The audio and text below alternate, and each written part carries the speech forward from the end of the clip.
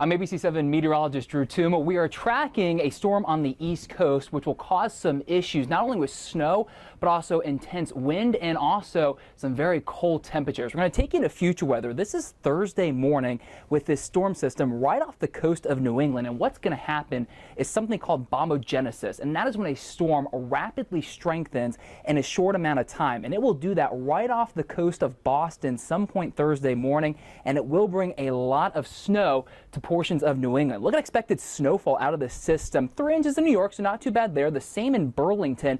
But you look at Boston, this will likely be the sweet spot with over a foot of snow likely expected, if not more than that, Thursday. So if you are traveling to the East Coast, you may have some issues in terms of air travel. So just take note of that. In the wake of the storm system's exit, look what happens Friday morning. The winds are going to crank.